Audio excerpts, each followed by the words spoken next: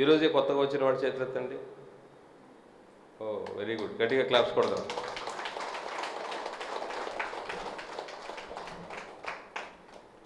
వెంకటేశ్వరరావు గారు రండి రండి. మేడం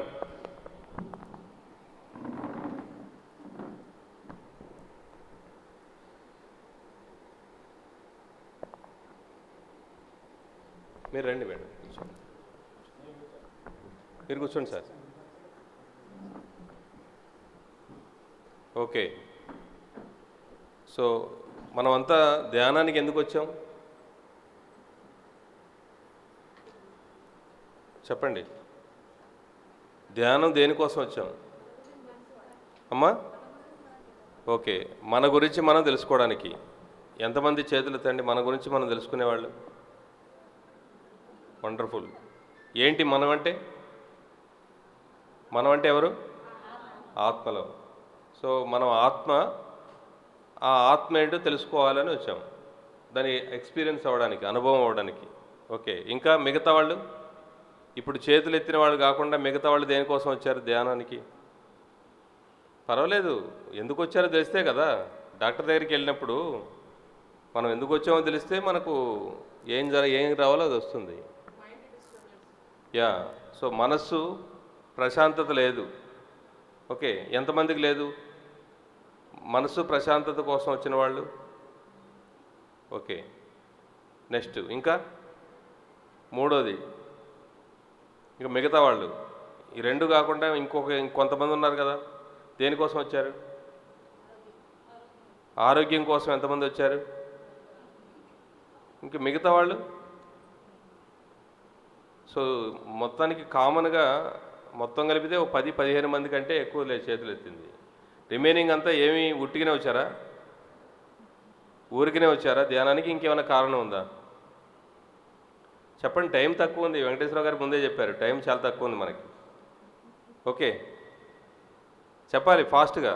మనం ఎందుకు వచ్చామో మనకు క్లారిటీ ఉండాలిగా. నేను ఎందుకు వచ్చానో నాకు క్లారిటీ ఉంది, చెప్తా నేను. మీరు ఎందుకు వచ్చారో ఫస్ట్ మీకు క్లారిటీ ఉందా? ఆరోగ్యం కోసం, ప్రశాంతంగా ఉండడం కోసం, ఆత్మ కోసం. ఏంటి ఇంతేనా? ఇంకా మిగతా ఎవరన్నా ఇవి కాకుండా ఉన్న వాళ్ళు ఎవరన్నా ఉన్నారా? చేతులు ఎత్తండి. వీళ్ళే ఉన్నారు అంటే చేతులు ఎత్తడానికి కొంచెం సంకోచిస్తున్నారు. ఓకే, చేతులు ఎత్తడం వాళ్ళందరూ గట్టిగా క్లాప్స్. వండర్ఫుల్. సో మనందరికీ ఆరోగ్యం కావాలి. ఆరోగ్యం కావాలా, అనారోగ్యం పోవాలా? ఉన్నది అందరికీ ఉన్నది ఆరోగ్యమే, అవునా? ఆరోగ్యం అనేది కొత్తగా వచ్చేదా, లేకపోతే కొత్తగా ఉన్నది అంటే ఆరోగ్యం అనేది ఎక్కడి నుంచైనా వచ్చేదా, మనకు ఉన్నదా? క్లియరా? మనందరికీ ఆరోగ్యం ఉంది. ఆరోగ్యం అనేది ఎక్కడి నుంచి రాక్కర్లేదు. పోవాల్సింది ఏంటి? అనారోగ్యం. ధ్యానం సర్వరోగ నివారిణి. చెప్పండి. ధ్యానం చేస్తే సర్వరోగాలు పోతాయి. అసలు ఏమిటి ధ్యానం? ధ్యానం అంటే ఏంటి? శ్వాస మీద ధ్యాస పెడితే ధ్యానం. ఎందుకు పెట్టాలి శ్వాస మీద ధ్యాస? Very good. అంటే థాట్స్ లేకుండా ఉండడం ధ్యానం. శ్వాస మీద ధ్యాస పెట్టేది థాట్స్ రాకుండా ఉండటానికి. కానీ ధ్యానం అంటే ఏంటి? ధ్యానం నిర్విషయం మనః. బాగా అర్థం చేసుకో. శ్వాస మీద ధ్యాస అంటే ధ్యానం కాదు. అది ఫండమెంటల్గా శ్వాస మీద ధ్యాస పెడితే జరిగేది అదే. కానీ ధ్యానం నిర్విషయం మనః. ధ్యానం అంటే ఎలాంటి ఆలోచనలు లేకుండా ఉండడం. శ్వాస మీదే ఎందుకు ధ్యాస పెట్టాలంటే ఇంకా దేని మీద ధ్యాస పెట్టినా ఆలోచనలు వస్తాయి. ఆలోచన లేకుండా ఉండడం ధ్యానం. ఎందుకు ఆలోచన ఉండకూడదు? మనకు వచ్చే ఆలోచనలన్నీ ఏంటి? పనికిరానియే కదా. ఓకే, సో నేను తెలుగు మీడియం. పనికిరాని ఆలోచనలు వస్తుంటాయి మనకి. ఆ పనికిరాని ఆలోచనలు అనేవి రాకుండా ఉండాలంటే అసలు ఆలోచనే చేయకుండా ఉంటే బెస్ట్. అంతే కదా. ఎందుకు వచ్చిన గొడవ? ఊరికి ఆలోచిస్తే అన్నీ పనికి మళ్ళీ వస్తున్నాయి. దానికంటే ఏం ఆలోచించకుండా ఉంటే బెస్ట్. కాబట్టి ఆలోచన లేకుండా ఉంచుదాం. దానివల్ల ఏమొస్తుంది? ఆలోచన లేకపోతే ఏం జరుగుతుంది? ఓకే, ఆలోచన లేకపోతే మన లోపలికి శక్తి ప్రవాహం జరుగుతుంది. అర్థమవుతుందా? ఎందుకు అంటే నిద్రలో ఆలోచనలు వస్తాయా? ఇప్పుడు మనం ఒక రోజు 2 రోజులు నిద్ర లేదనుకోండి, ఎలా ఉంటుంది మనకు? 3 పూట్ల భోజనం పెట్టి కళ్ళు మూతలు పడకుండా పుల్లలు పెట్టామనుకోండి, కళ్ళు ముయ్యొద్దు. కళ్ళు మూస్తే 2 బీగుతా అన్నాం అనుకోండి, కళ్ళు ముయ్యకుండా అలాగే తెరిచి ఉంచుకోండి. కానీ 3 పూటలు కాదు, 4 పూటలైనా 5 పూటలైనా భోజనం పెట్టేద్దాం. శక్తి వస్తుందా? ఏమవుద్ది? ఎందుకని అంటే నిద్రలో మనకు శక్తి వస్తుంది. ఆహారం ద్వారా వచ్చే శక్తిని జీవశక్తి అంటారు, నిద్ర ద్వారా వచ్చేది ప్రాణశక్తి. నిద్రలో ఎందుకు శక్తి వస్తుంది? ఆలోచన లేవు కాబట్టి నిద్రలో శక్తి వస్తుంది. మనము ఎరుక లేకుండా అజాగృతావస్థలో ఉన్నప్పుడు మనకు వచ్చే శక్తి చాలా తక్కువ, జాగృతావస్థలో ఉన్నప్పుడు వచ్చే శక్తి ఎక్కువ. కాబట్టి మనం ఇక్కడ ఏం చేస్తున్నాము? ఆలోచన రాకుండా చేస్తున్నాం. అసలు ఆలోచన లేకపోతే శక్తి వస్తుంది కదా. కాబట్టి ఇక్కడ మనకు ఏం జరుగుతుందో మనకు తెలుస్తుంది. కానీ తెలుస్తున్నప్పుడు ఆలోచన లేకుండా ఉండాలంటే దాని ఫండమెంటల్ రూల్, సూత్రం ఏంటి? శ్వాస మీద ధ్యాస. శ్వాస మీద ధ్యాస పెట్టడం వల్ల ఆలోచన రాదు. ఎందుకని? ఇప్పుడు మీరు శ్వాసను ఆపండి ఒక 10 సెకండ్లు, నేను కౌంట్ చేస్తాను. 10 లెక్క పెట్టేంత వరకు శ్వాస తీసుకోవడం కానీ వదలడం కానీ చేయకండి. Okay okay, ready? 1 2 3 4 5 6 7 8 9 10. ఏమన్నా ఆలోచనలు వచ్చినాయా? ఇట్లా ఉండిపోతే బాలా మనమే ఉండవు, అవునా? సో ఓకే, ఇప్పుడు మన శ్వాస అనేది ఉంటే అంటే మన మనస్సు అనేది పనిచేస్తుంది. ఒక పెట్రోల్ బండిలో పెట్రోల్ పోసామనుకోండి, పెట్రోల్ బండిలో పెట్రోల్ పోస్తే అది పనిచేస్తుంది, పెట్రోల్ పోయకపోతే పనిచేయదు. ఇప్పుడు ఈ శ్వాస ఉంటేనే మనసు పనిచేస్తుంది, శ్వాస ఆపితే మనసు పనిచేయదు. మనసు ఆగాలంటే ఏం చేయాలి? శ్వాసను ఆపాలి. శ్వాసను ఆపి ఉండలేం కాబట్టి ఆ మనసుని మనసు పైన పెట్టాలి. ఆ మనసు ఎటుపోతుందో, ఎటన్నా పోతుందనుకోండి, శ్వాస ఆపేయండి. మీ అర్థం పర్థం లేకుండా ఎటు పడితే అటు వెళ్ళిందనుకోండి, ఉండు నీ పని చెప్తా అని పెట్రోల్ పోయకుండా ఉంటే చాలు, అది మళ్ళీ ఇక్కడే ఉంటుంది. అప్పుడు వచ్చి పెట్రోల్ పోయకుండా ఉండటం అంటే ఏంటి? శ్వాసను ఆపేయాలి. అప్పుడు ఎటుపోద్ది మనసు? మీ కంట్రోల్లోకి వచ్చిద్దా? నా మనసు ఆగట్లేదండి, ఆలోచనలు భయంకరంగా వస్తున్నాయండి, నా ఆలోచనలు అంటే ఏం చేయాలి? అప్పుడు మీ చేతిలోనే ఉంది కదా, ఉందా లేదా? ఏం చేయాలి? ఉండు నీ పని చెప్తా అని ఆపేయండి శ్వాస. అప్పుడు ఎక్కడ పోద్ది మనసు? మన దగ్గరే ఉంటుంది. మన దగ్గర ఉన్నప్పుడు ఏమొస్తుంది? అప్పుడు శక్తి వస్తుంది. ఆలోచనలు అనేవి తగ్గిపోతే, ఆలోచనలు కంట్రోల్లోకి వస్తే శక్తి వస్తుంది. ఇప్పుడు మనకు ఆలోచనలు ఎక్కువైపోయినాయి. ఎన్ని ఆలోచన చేస్తున్నావు తెలుసా? సగటు మానవుడు 70 నుంచి 80 వేల ఆలోచన చేస్తున్నాడు రోజుకి. మనకుండే పనులు ఎన్ని? సగటు మానవుడు బాగా బిజీ ఉండేవాడైతే ఒక 50 పనులు చేస్తాడు. ఏంటి? నాలాంటి పని పాట లేని వాళ్ళు 10 కంటే ఎక్కువ చేయడు. ఓకే, ఇప్పుడు మీరు బాగా బిజీ అంటే 50, ఇంకా కావాలంటే లెక్కేసుకోండి. ఇంటికి పోయిన తర్వాత బాగా రాసుకోండి మీరు చేసే పనులు. పొద్దున్నుంచి సాయంత్రం దాకా 50 కంటే ఎక్కువ ఉండవు. మీ సొంత పనులు అయితే 10. ఏంటి? పళ్ళు తోముకోవడం, తినడం, పడుకోవడం, టాయిలెట్కి వెళ్ళడం, ఇట్లాంటివి ఒక 10 ఉంటాయి. ఓకే, ఇంకేమైనా పని చేస్తే 20-30 ఎక్స్ట్రా ఉంటాయి. కాబట్టి ఈ పనులు చేయడానికి ఎన్ని ఆలోచన చేయాలి? ఒక 50 పనులు చేయాలంటే ఎన్ని ఆలోచన చేయాలి?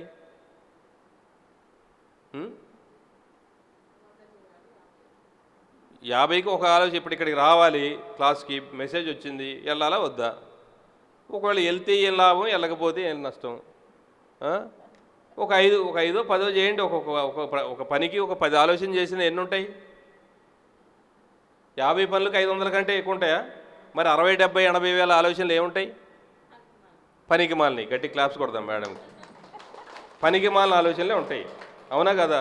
పనికి మాలిన ఆలోచనలు చేసినప్పుడు అనారోగ్యం కాకపోతే ఏమవుతుంది? అవునా కదా? ఎందుకు వస్తున్నాయి? ఇప్పుడు ఏం ఆలోచన? పక్కింటి వాళ్ళు, ఎదురింటి వాళ్ళు, వాళ్ళు వీళ్ళు ఇయే కదా, పనికి మాలినే కదా. ఈ పనికిమాల ఆలోచనలు చేసి మన శరీరం మీదకి తెచ్చుకున్నాం. అవునా కదా? అనారోగ్యం. మన శరీరానికి అనారోగ్యం ఎందుకు వచ్చింది? ఇప్పుడు మనకి నెలకి 10,000 శాలరీ వచ్చింది అనుకోండి, మనం 70,000, 80,000, 90,000 ఖర్చు పెడితే ఏమవుద్ది? ఖర్చు అయిపోతాయి కదా. మరి అప్పు అయింది కదా. అప్పు అయితే ఏం చేయాలి? మనం ముత్తూస్ ఫైనాన్స్కి పోవాలి గోల్డ్ తాకట్టు పెట్టడానికి. అంతే కదా. ఏమన్నా మిగిలినవి ఉంటే మనం అమ్ముకోవాలా, లేకపోతే తాకట్టు పెట్టాలా? అవునా? మరి తాకట్టు పెట్టాలంటే ఇక్కడ బయట అంటే వస్తువులు తాకట్టు పెడతారు, మన లోపలైతే బంగారం లాంటి వస్తువులు ఉన్నాయి కదా. ఉన్నాయా లేవా? ఏం మేడం, ఇస్తారా కిడ్నీ? 50 లక్షలు మాట్లాడొచ్చా బేరం ఇక్కడే? 50 లక్షలు కిడ్నీలు ఇస్తారా ఎవరన్నా? 80 లక్షలు, 90, కోటి రూపాయలు ఈరా. ఒకటి ఏంటి, 2 ఉంటాయి కదా మీకు. ఒక కన్ను ఇస్తారా పోనీ? హార్ట్, గుండె 10 కోట్లు. వెంకటేశ్వరరావు గారు తర్వాత చెప్పండి, ఒకవేళ ఇక్కడ చెప్పలేకపోతే. ఇస్తారా? మరి బంగారం లాంటి కిడ్నీలు, బంగారం లాంటి గుండె, బంగారం లాంటి ఏంటి డ్యామేజ్ అయిపోయినాయి. ఎందుకని? పనికిమాల ఆలోచన చేయబట్టే. అర్థమవుతుందా మీకు? షిరిడీ సాయిబాబా ఎప్పుడో చెప్పాడు, పగలు రేయి ధ్యానం పరమాత్మునితో లీనం. పరమాత్మునితో లీనమై ఉండండిరా బాబు అంటే పనికిమాల వాళ్ళతో లీనమై ఉంటున్నారు మనం. ఏంటి వాళ్ళ గురించి వీళ్ళ గురించి అన్నీ ఆలోచించి పనికిమాలిన ఆలోచనలే పొద్దుగోకులు. వాట్సాప్లు, ఇంకా ఇంకేముంటాయి, ఫేస్బుక్లు, ఏముంటాయి అందులో? పనికిమాలినవి ఉంటాయి. ఒకటన్నా పనికొచ్చేది ఉందా? పనికి రాని పెంటగోలే తప్ప పనికొచ్చే మంచి ఏమన్నా ధ్యానం. పిఎంసి ఎంతమంది చూస్తున్నారు? చేతులు ఎత్తండి చూడండి. మరి వాట్సాప్లో ఎంతమంది చూస్తున్నారు? చేతులు ఎత్తండి. వాట్సాప్లు ఫుల్. చెప్పండి, ఇక్కడికి వచ్చిన తర్వాత కూడా ఎందుకు మళ్ళా దాచుకోవడం? తప్పే ఉంది. నేను కూడా చూస్తా పొద్దున్న లేస్తే. క్లాప్స్ కొడదాం మేడంకి. పనికొచ్చే చూడండి. పనికిరాని చూస్తే అనారోగ్యాలు, కిడ్నీలు, ఊపిరితిత్తులు, లివర్ అన్నీ పోతాయి. అర్థమైందా? అందుకనే గాంధీ గారు ఏం చెప్పిండు? కళ్ళు మూసుకోవాలి, పనికిమాలిని చూడకూడదు. అర్థమైందా? పనికిమాలిని వినకూడదు, పనికిమాలిని మాట్లాడకూడదు. ఎప్పుడైతే చెడు వినకు, చెడు కనకు, చెడు చూడకు, ఇంకా చెడు అనకు, మాట్లాడకు, ఈ 3 చేయడం వల్ల మనకు అనారోగ్యాలు వస్తాయి. అర్థమైందా? ఇప్పుడు పత్రిగారు ఇంకొక 3 చెప్పాడు. పత్రిగారు ఇంకొక 3 చెప్పారు. ఏంటో తెలుసా? ముందు ఇది ఏంటిది? ఉదరం. ఏంటి? ఏది పడితే అది వేసి పడేసి దీన్ని అనవసరంగా పెంచి పోషిస్తున్నాం. దానివల్లనే మనకు అన్ని అనారోగ్యాలకి మూలం ఏంటి? ఆహారం. మనము యుక్తాహార విహారస్య యుక్తచేష్టస్య కర్మసు. యుక్తమైన ఆహారం తీసుకోవాలి. ఏమిటా యుక్తమైన ఆహారం? శుచి, శుభ్రంగా భగవంతుడికి ఇదేంటిది? దేహం దేవాలయం. దేహో దేవాలయ ప్రోక్త జీవో దేవో సనాతన. ఈ దేహం దేవాలయం. ఈ దేవాలయంలో జీవిస్తున్న జీవుడు దేవుడు. ఈ దేవుడికి నైవేద్యం ఏం పెట్టాలి? గుళ్ళో దేవుడికి నైవేద్యం ఏం పెడతామో అది పెట్టాలి. అంత శుద్ధంగా ఉండాలి. శుద్ధమైనటువంటి శాకాహారం అది మనం ఇందులో వేయాలి. Number 1 point. నెంబర్ 2, శుద్ధమే కానీ కుంభాలు వేస్తే ఏమైంది? మిక్సీ ఆడదు. మిక్సీలో ఫుల్గా వేస్తే ఏమవుద్ది? ఆగిపోద్ది, స్ట్రక్ అయిపోద్ది. అందుకని ఏం చేయాలి? కాస్త వెళ్తూ ఉంచాలి, సగం వరకు ఖాళీ ఉంచాలి. ఓకే. అట్లని రోజు కొడతామని అనుకో మిక్సీ, ఏమవుతుంది? వైండింగ్ పోద్ది, అసలుకే ముప్పు వచ్చింది. అప్పుడు ఏం చేయాలి? మనం ఆపాలి మధ్యలో. వారానికి ఒక రోజు రెస్ట్ చేయాలి. దానికి కాస్త నీళ్లు, జ్యూసో ఏదో వేసి కాస్త లిక్విడ్స్ వేసి కాస్త దాన్ని శాంతపరచాలి. ప్రతిరోజు మిక్సీ ఆడియకూడదు. ఓకే. కాబట్టి చెప్పండి నాతో పాటు: యుక్తాహారము, మితాహారము, నిరాహారం. ఇది పొట్టకు సంబంధించింది. ఇంకోటి ఏంటి? నోరు మంచిదైతే ఊరు మంచిదవుద్ది. ఇప్పుడు నేను పిచ్చి పిచ్చి వాగుడు ఆగాను అనుకోండి, ఇక్కడి నుంచి కదులుతానా? గేటేస్తారు వెంకటేశ్వరరావు సార్. ఏంటి ఏం మాట్లాడుతున్నావు నువ్వు అని. అవునా కదా? కాబట్టి నోరేం కావాలి? మంచిగా మాట్లాడాలి. అర్థమైందా? కాబట్టి యుక్త భాషణం, యుక్తమైన భాషణం ఉండాలి. ఓకే. యుక్త భాషణం. తర్వాత మితంగా యుక్తమే. రేపొద్దున దాకా మాట్లాడితే ఉంటారా మీరు? ఒక్కళ్ళు ఉండరు, అవునా కదా? సో అది మితంగా మాట్లాడాలి. 8 గంట కొట్టంగానే ఆపేయాలి. ఏం సార్? ముందే చెప్పారు సారు, తర్వాత ఎవరు ఉండరండి, లాకు వేరే వాళ్ళకి ఇచ్చేయాలి, కాబట్టి మీరు ఈ టైం వరకే అని చెప్పేశారు ముందే. కాబట్టి మిత భాషణం. తర్వాత నిర్భాషణం. మంచి మాటలైనా ఏంటి దాన్ని తక్కువ మాట్లాడాలి, అసలు మాట్లాడకూడదు, అప్పుడప్పుడు మౌనంగా ఉండాలి. అర్థమైందా? కాస్త మనం దానికి రెస్ట్ ఇవ్వాలి. మౌనం. మౌనం అంటే ఎవరు లేకుండా తలుపులు వేసుకుని ఇంట్లో కాదు, అందరిలో ఉన్నప్పుడు. అర్థమైందా? అందరిలో ఉన్నప్పుడైనా ఒకరోజు మనం వారానికి ఒక రోజు పెట్టుకోవాలి మౌనం. చెప్పండి. మితభాషణం, నిర్భాషణం, మౌనం. మూడోది ఏంటంటే ఆలోచనలు. అర్థమైందా? ఈ ఆలోచనలు అనేవి ఎలాంటి ఆలోచనలు ఉండాలి? యుక్త ఆలోచన, యుక్తమైనవి. ఏంటి? మంచి ఆలోచన చేయాలి ఎప్పుడు, ఎవరి గురించి అయినా సరే, ఎదుటింటి వాళ్ళ గురించి అయినా, పక్కింటి వాళ్ళ గురించి అయినా, ఇంకా ప్రపంచంలో ఎవరి గురించి అయినా, మన గురించి అయినా. మన గురించి కూడా చెడు ఆలోచించకూడదు. కీడు అనేది చాలామంది అంటారు కీడెంచి మేలెంచాలని. రాంగ్. కీడు ఎంచకూడదు. ఎందుకు ఎంచాలి కీడు? మనం మంచిగా ఎంచాలి ఎప్పుడైనా. అర్థమైందా? కాబట్టి ఎప్పుడు కూడా మన గురించి మనం మంచి ఆలోచన చేయాలి, ఎవరి గురించి అయినా మంచిగా చేయాలి. కాబట్టి యుక్త ఆలోచన. ఆలోచించడం మంచిదే, కానీ ఎప్పుడు పొదుగోకులు ఆలోచించుకుంటూ కూర్చోకూడదు. ఎంతవరకు అవసరమో అంతే. మనకి ఎన్ని పనులు ఉన్నాయో అన్ని ఆలోచన చేయాలి, అంతకంటే ఎక్కువ చేయకూడదు. కాబట్టి మిత ఆలోచన. తర్వాత నిరాలోచన, అసలు ఆలోచనే ఉండకూడదు, అదే ధ్యానం. అర్థమైందా? కాబట్టి ఇది కరెక్ట్ ఉంటేనే, అంటే మనం జైసా అన్ వైసా మన్. మన అన్నము సరిగా ఉందనుకోండి, మన మనసు సరిగా పనిచేస్తుంది. అర్థమైందా? మన మనసు సరిగా ఉంటేనే మన మాట సరిగా ఉంటుంది. నోటిలోని మాట నుదుటి మీద రాత. నీ మాట సరిగా ఉండాలంటే నీ ఆలోచన సరిగా ఉండాలి. నీ ఆలోచన సరిగా ఉండాలంటే నీ యొక్క ఆహారం సరిగా ఉండాలి. ఒకదానితో ఒకటి సంబంధం ఉంది. కాబట్టి మొట్టమొదట మనము ఆరోగ్యంగా ఉండాలి అంటే ఏం చేయాలి? ఫస్ట్ ఆహారాన్ని సరి చేసుకోవాలి. మీ ధ్యానం కుదరాలంటే ముందు ఆహారం సరిగా ఉండాలి, లేకపోతే ధ్యానం కుదరదు. బిర్రుగా తిన్నాం అనుకోండి నిద్ర వస్తుంది, ఇంకా ధ్యానం ఏముంటుంది అక్కడ? అవునా? ఫుల్గా తినేసి ఏముంటుంది? అది ఇంట్లో వండిన వాళ్ళు వండేది కూడా 5 రకాల భోజనాలు ఉంటాయి. కాబట్టి మాంసాహారులు వండినది తినకూడదు, ఏంటి వ్యాపారస్తులు వండినది తినకూడదు. తప్పనిసరి పరిస్థితుల్లో ఏమో, కానీ ఇంట్లో శుద్ధంగా మనం ధ్యానం చేసిన వాళ్ళు వండినవే తినాలి. అప్పుడే శక్తివంతంగా ఉంటాం. మన ఆలోచనలో కూడా శక్తివంతంగా ఉంటాయి. పనికిరాని ఆలోచన చేయి. ఒకసారి గాంధీ గారు జైల్లో ఉన్నాడు. అప్పుడు ఆయనకి రాత్రంతా ఎవరినో మర్డర్ చేసినట్లు ఆయనకి ఆలోచనలు వస్తున్నాయంట. నైట్ కళ్ళు వాళ్ళ అమ్మగారిని మర్డర్ చేసినట్టు వస్తుందంట. ఏంటి నాకు ఇలాంటి ఆలోచనలు ఎందుకు వస్తున్నాయని ఎంక్వైరీ చేస్తే అక్కడ భోజనం రోజు వండేవాడు మారిపోయాడు. వాడు బయటికి వెళ్ళిపోయాడు. ఆ ప్లేస్లో ఇంకొకడు మర్డర్ చేసి వచ్చాడంట. మర్డర్ చేసి వచ్చిన వాడు వండిన భోజనం పెట్టారు ఆ రోజు. అందుకే ఈయన కూడా అలాంటి ఆలోచనలు వస్తున్నాయి. ఒకసారి నెహ్రూ గారు ఒక ఫంక్షన్లో బంగారపు చెంచా స్పూను జేబులు వేసుకున్నాడంట. దొంగతనం చేయాలనుకున్నాడంట దాన్ని. నెహ్రూ గారికి దొంగతనం చేసే అవసరం ఉందా? ఆయనకి ఎంత డబ్బు ఉందో తెలుసా? మొత్తం భారత స్వాతంత్ర ఉద్యమానికి అంతా డబ్బులు ఇచ్చింది ఆయనే. ఆయనకి ఎంత డబ్బులు ఉందో ఆయనకి తెలియదు. కానీ ఆయన బంగారపు స్పూను దొంగతనం చేసే అవసరం లేదు ఆయనకి. కానీ ఆయన తిన్న ఆహారము దొంగవాడు తయారు చేసింది. అలాగే పివి నరసింహరావు గారు ఏం తింటాడో చెప్పినందుకు బయట వాళ్ళ వంటవాడిని తీసిపడేశారు ఉద్యోగంలోంచి. అర్థమైందా? కాబట్టి ఆహారము అనే వండే వాళ్ళు కూడా చాలా ఇంపార్టెంటు. మీ భోజనం మీరే వండుకోండి. సో సాధ్యమైనంత వరకు ఎక్కడ పడితే అక్కడ తినకండి. మీ ధ్యానం కుదరాలంటే. ఓకే, ఆరోగ్యం కావాలి అంటే ఆరోగ్యం ఉంది ఆల్రెడీ. మన అనారోగ్యం పోవాలంటే ఏం చేయాలి? ఫస్ట్ మన ఆహారం మార్చుకోవాలి, మన మాట మార్చుకోవాలి, మన ఆలోచనలు మార్చుకోవాలి. ఓకే, పనికిరాని ఆలోచనలు ఎందుకు వచ్చినాయి? ఇవన్నీ పనికిరాని అన్నీ మనకు రావడం వల్లనే ఇవన్నీ వచ్చినాయి. అవునా? దాన్ని దూరం మన చేతిలోనే ఉందిగా. మన ఆహారం మార్చుకోవడం ఎవరి చేతిలో ఉందా? మనం తినేదే కదా. మనకు బలవంతంగా ఎవరు నెట్టట్లేదు కదా నోట్లోకి.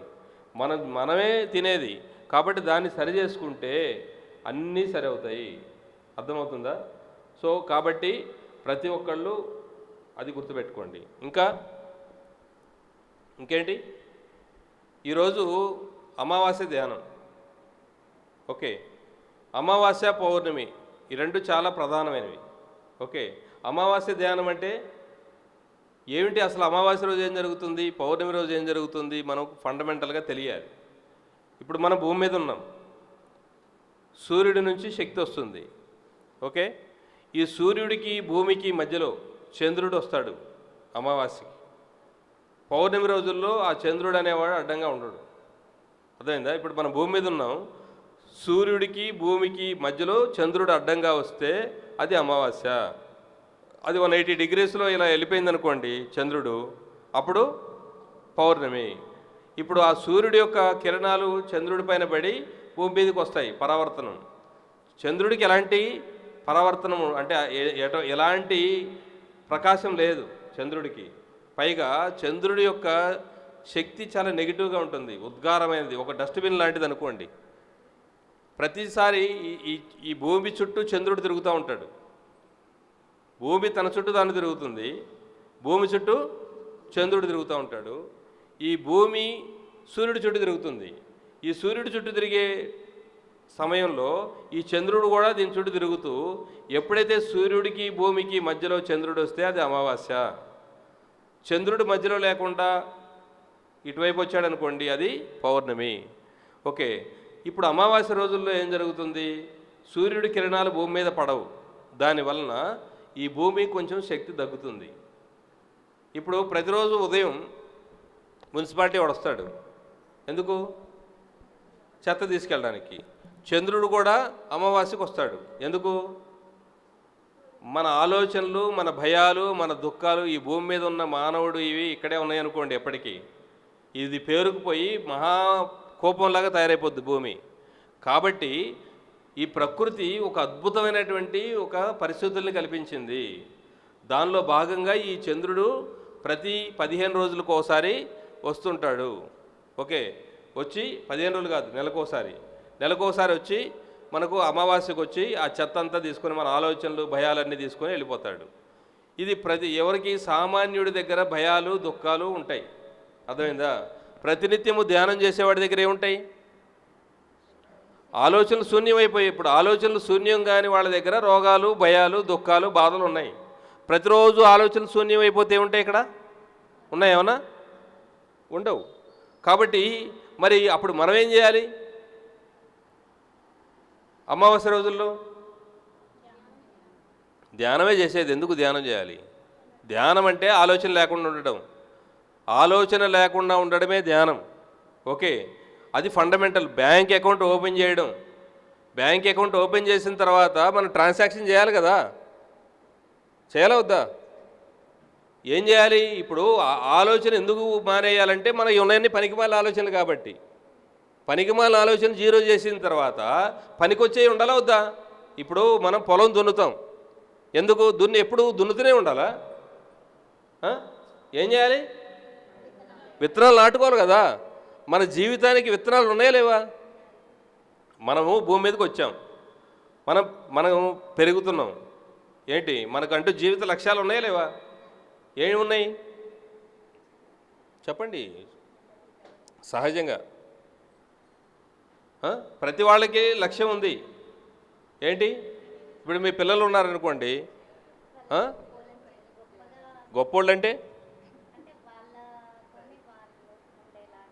ఓకే, మామూలుగా చెప్పండి, పర్వాలేదు. వాళ్ళ కాళ్ళ మీద వాళ్ళు నిలబడాలి. ఎందుకు?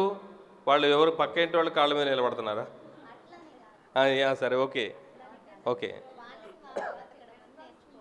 రెస్పాన్సిబిలిటీ అంటే ఏంటి రెస్పాన్సిబిలిటీ? పిల్లలు పెళ్లి చేసుకోవాలి, పిల్లల్ని కనాలి, మళ్ళీ వాళ్ళు కూడా పెళ్లి చేయాలి, అంతే కదా? ఇప్పుడు రేపు మాపో చనిపోయే ముసలమ్మని కూడా, అమ్మ నీ చివరి కోరిక ఏంటంటే ఆ మనవరాలు పెళ్లి చేసిపోతా అంటది, పెళ్లి చూసిపోతా అంటది, అంతేనా? అంటే మనము పెళ్లి చేసుకున్నాం, ఇప్పుడు పెళ్లి చేస్తే తిక్క కుదిరిద్ది అంటారు కదా. ఇప్పుడు తిక్క కుదరాలి అందరూ, అంతేగా? వాళ్ళు తిక్కలు కుదిరించేదాకా మనం నిద్రపోం. మనం పెళ్లి చేసుకున్నాం. ఇప్పుడు మన పిల్లలు ఉన్నారు, వాడు రోజు స్కూల్కి వెళ్ళట్లేదు అనుకోండి, నేను స్కూల్కి వెళ్ళనని వాడు మరాయించాడు, ఏం చెప్తాం మనం? స్కూల్కి వెళ్ళకపోతే నీకు ఎవడరా ఉద్యోగం ఇచ్చేది? ఉద్యోగం ఎందుకు, నాకు అవసరం లేదు, నువ్వు ఉన్నావుగా భోజనం పెట్టాను నేనంటే ఈరోజు ఉంటా, రేపు నువ్వు పెళ్ళైన తర్వాత అంతే కదా, పెళ్ళైన తర్వాత ఎవడు పెడతాడు? కాబట్టి నువ్వు పెళ్లి చేసుకోవాలి కాబట్టి నీకు ఉద్యోగం కావాలి, అంతేనా? అంతేనా కదా? వాడి పెళ్ళి అయిపోయిన తర్వాత వాడికి పిల్లలు పుడతారు, మళ్ళీ వాడికి సేమ్ రొటీన్, వాడు కూడా స్కూల్కి వెళ్ళాలి, మళ్ళీ వాడికి ఉద్యోగం రావాలి, వాడికి పెళ్లి చేయాలి. అంటే మన జీవితం అంతా దేని చుట్టూ తిరుగుతుంది? పెళ్లి చుట్టూ తిరుగుతుంది. అంటే పెళ్లి కోసం వచ్చాం భూమి మీదకి మనం ఫైనల్గా, అంతే కదా? అంతేనా? ఏమైనా ఉందా? ఇందాకేదో చెప్పారు, ఆత్మ, నన్ను నేను తెలుసుకోవాలి, ఇవన్నీ పోయినాయి ఏటో ఏంటి? అదే ఈ పెళ్లి చుట్టూ తిరిగి ఆత్మ ఏటో పోయింది, అర్థమైందా? ఇదే మాయ, అర్థమైందా? కాబట్టి మనము వాడి పెళ్ళి వాడు చేసుకుంటాడు, మనకేం కర్మ వచ్చింది సచ్చింది. వాడు ఇప్పుడు హాయిగా వాళ్ళని వదిలేస్తే ఏంటి, బ్రహ్మాండమైన మనకంటే మంచి సంబంధమే చూసుకుంటారు, అర్థమైందా? కానీ మనం పట్టుకొని ఉండడం వలన వాడు ఎక్కడో చోట దూకేస్తాడు, అర్థమైందా? నీ ఇష్టం రా బాబు, జీవితంలో ఆలోచించుకొని చేసుకో, ఒకసారి చేసుకునేది, పొద్దుగూలు చేసుకోవు, ప్రశాంతంగా 10 మంది చూసుకో బ్రహ్మాండంగా, ఏమి కంగారేం లేదు దానికి, మంచిగా చూసుకొని నిదానంగా చేసుకోరా అని వాడికి స్వేచ్ఛనిస్తే అప్పుడు వాడు మంచిగా చూసుకుంటాడు ఇబ్బంది లేకుండా. కానీ మనం ఎప్పుడైతే ఇన్వాల్వ్ అవుతామో వాడు ఎక్కడో చోట గంగలో దూకుతాడు, అర్థమైందా? కాబట్టి ఎప్పుడు పిల్లల పెళ్ళిళ్ళ విషయంలో ఇన్వాల్వ్ కాకండి దయచేసి, నా బెస్ట్ సజెషన్, అర్థమైందా? ఎప్పుడైతే ఇన్వాల్వ్ అవుతామో సంకరాగిపోద్ది అది, అర్థమైందా? వాళ్ళు వచ్చి తంతారు మిమ్మల్ని. కోడళ్ళు అయితే కొడుకులు పెళ్లి చేస్తే కోడళ్ళు తంతారు, బిడ్డలకు పెళ్లి చేస్తే అల్లుడు. ఇబ్బందే, ఎందుకు వచ్చిన గొడవ? వాళ్ళు చేసుకున్నారు అనుకోండి హ్యాపీ, అవునా కదా? వాళ్ళు కదా జీవితం ఎవరిది, మీదే వాళ్ళదా? మీరు గైడెన్స్ ఇవ్వాలి అంతే తప్ప పూర్తిగా ఇన్వాల్వ్మెంట్ ఎప్పుడు ఉండకూడదు. పిల్లల పెళ్ళిళ్ళ విషయంలో స్వేచ్ఛనివ్వాలి. పత్రిగారు వాళ్ళిద్దరు అమ్మాయిల విషయంలో హాయిగా వాళ్ళకి స్వేచ్ఛనిచ్చారు, వాళ్ళ జీవితం చాలా అద్భుతంగా ఉంది, అర్థమైందా? ఎవరైతే స్వేచ్ఛనిస్తారో వాళ్ళు హ్యాపీగా ఉంటారు. గైడెన్స్ ఇవ్వాలి. ఇప్పుడు మన శ్రీనివాసరెడ్డి గారు అంటే పత్రిగారు పెద్ద అల్లుడు, వాళ్ళ అమ్మాయి, ఇద్దరు లవ్ చేసుకుంటున్నారు. పత్రిగారి శిష్యుడే ఆయన, పత్రిగారి దగ్గర ఆయన వచ్చి ఎన్నో పుస్తకాలు చదువుకుంటూ ఆయన ధ్యానం చేసుకుంటూ పత్రిగారితో తిరుగుతున్నాడు. కానీ గురువుగారు వాళ్ళ అమ్మాయిని లవ్ చేయడం అంటే భయమే కదా ఎవరికైనా. అంటే గౌరవం ఎలా చెప్పాలో తెలియక ఆ అమ్మాయి ఏం చెప్పింది, మా డాడీకి చెప్తే తప్ప నేను పెళ్లి చేసుకోనని చెప్పింది. ఆయనకి చెప్పాలంటే భయం. వాళ్ళిద్దరు ఎప్పుడో మాట్లాడుకుంటూ ఉన్నారు. అప్పుడు పత్రిగారే వెనక్కి వచ్చి పెళ్ళి ఎప్పుడు చేసుకుంటున్నారు అని అడిగారంట. చూడండి, అది గురువు అంటే, దట్ ఈజ్ పత్రిజీ. మీ ఇష్టం డాడీ, ఎప్పుడంటే అప్పుడే అని చెప్పారు. పెళ్లి చేసిన రోజు ఏం చెప్పారో తెలుసా వాళ్ళ అమ్మాయికి? నువ్వు ఎప్పుడైనా ఈ అబ్బాయి నాకు ఇష్టం లేదు అంటే వెంటనే విడాకులు ఇప్పించేస్తా అని చెప్పారు, అర్థమైందా? అంటే బంధం అనేది వద్దు, స్వేచ్ఛ కావాలి, స్వేచ్ఛతో జీవించాలి. అది తల్లిదండ్రులు పిల్లలకి ఇవ్వాల్సింది, స్వేచ్ఛ. ఎప్పుడైతే మనం పట్టుకుంటామో, బంధంలో ఉంటామో, మనం కూడా బంధించబడుతుంటాం. ఎప్పుడైతే స్వేచ్ఛనిస్తామో నీ జీవితం నీదే. గైడెన్స్ ఇస్తాం తల్లిదండ్రులుగా. నువ్వు ఎందుకు వచ్చావు ఆ క్లారిటీ నీకు ఉండాలి ఫస్ట్. నీ ఆత్మ ప్రణాళిక ఏంటి?